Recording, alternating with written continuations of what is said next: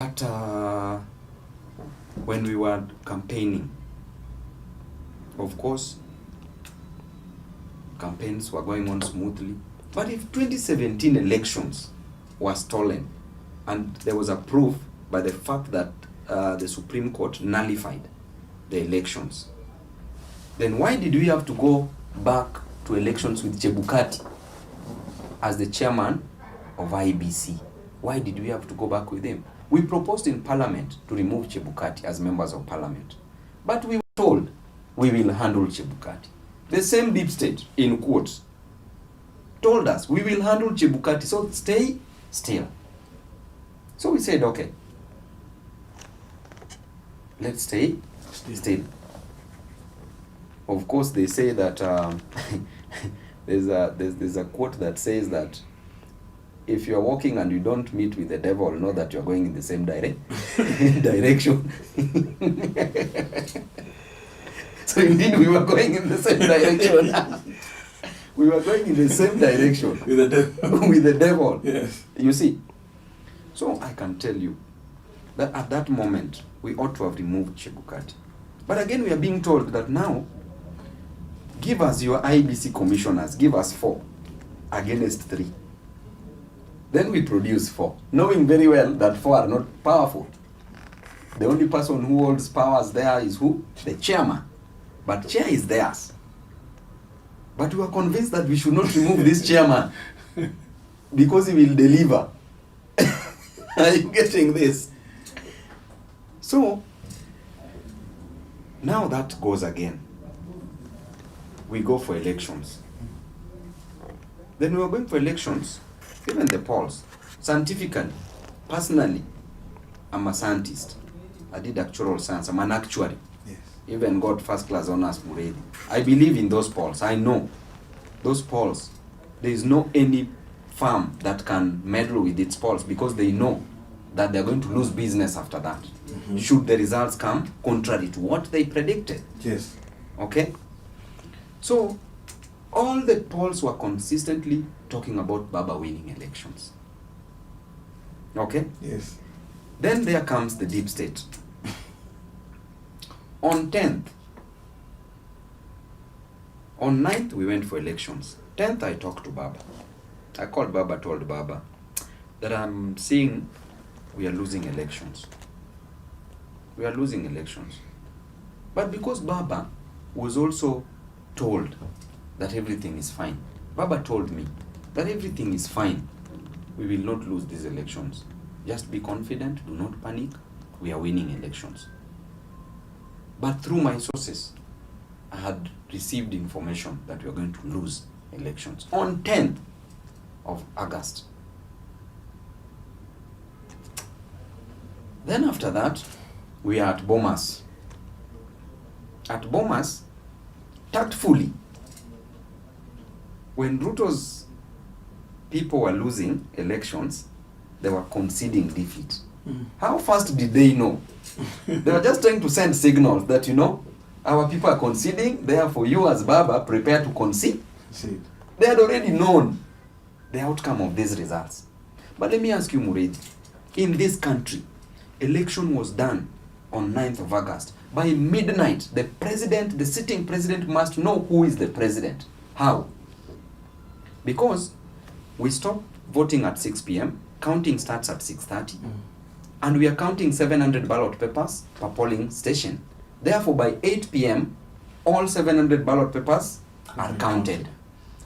And in every polling station, every polling center, first of all, every polling station there's a policeman, belongs to the government.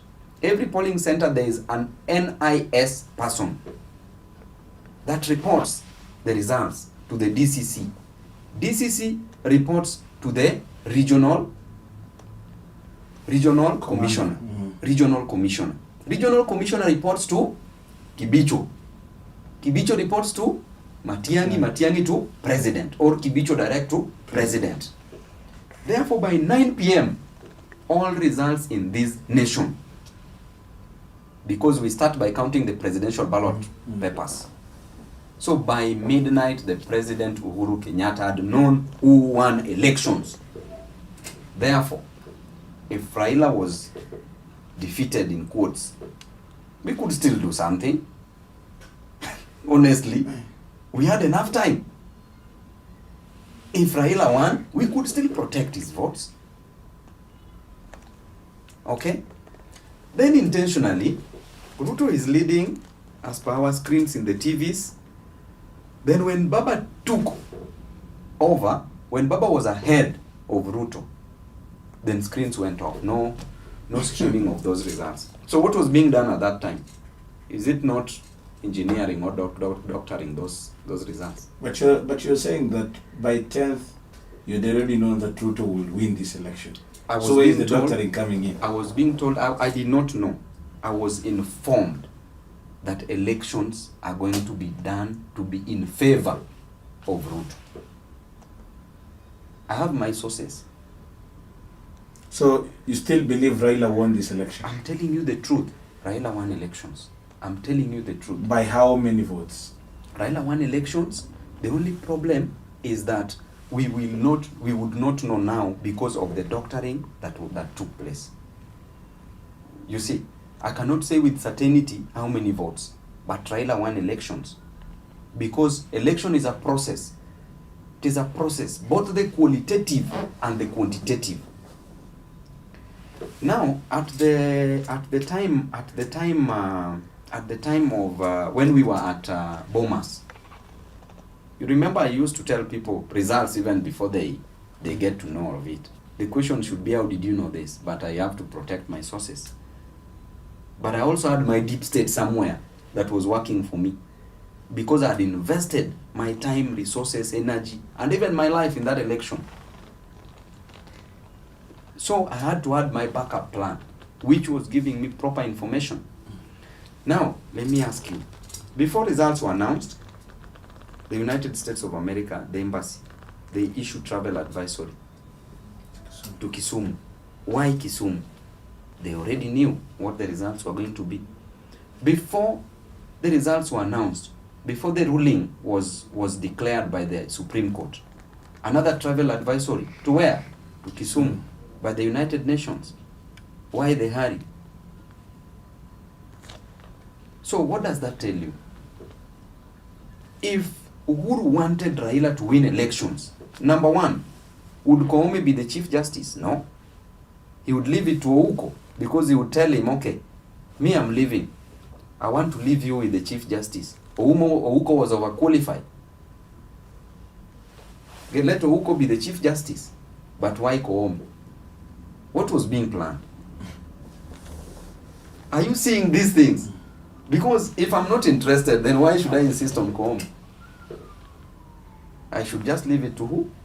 To Ouko, in case of anything. But suppose there is Koome, then things would be protected again. Then that brings us back to again the long con. So there's a day I called Kibicho. I told Kibicho, the way things are moving, we need to act very fast. So he asked me, Babu, what do we do? I told him, Kibicho, we need to arrest Chebukati immediately for bungling elections. Do you know what Kibicho told me? Babu, wacha vita, wacha vita. Nikasema, what is happening na huyu mtu? Was this part? Was this? I'm telling you the truth. This man was supposed to be our person. Yeah. But what is happening? Wacha vita. Wacha vita. Nikamwambia, no, it is you to arrest Chebukati for bungling what? Elections. Then Cherera to announce Baba as what? As one. As the winner. You see. Or we go for a rerun. A rerun. Because the election is already being bungled. Hey, nikasema yenyewe this was a fake deep state. Aya, let me ask you, Matiang'i. Matiang'i was part of us. At what point did Matiang'i apply for the job of the United Nations, went for an interview, won and was passed, and when election results were announced, he was already called to go and work? How did he know we are going to lose elections? How did he know we were going to lose elections? You see, Muredi, all these things, these people were playing around with Babu. Me, I can tell you for sure. I tried explaining this to so many people. So many people, some of them could not believe because of probably denial. But the truth is we were played in these elections. Were you played or did you not plan well? It is not about planning. If we could plan about elections, if we could campaign successfully, that was part of planning. As I told you, election is about qualitative and quantitative. Qualitative is the campaign process. Quantitative is on the day of elections where we are receiving the results. Because if we talk about agents, do you want to tell me Ruto had agents in all the Nyanza polling stations? Let's be honest. But even if we didn't have agents in Central Province, Central Region,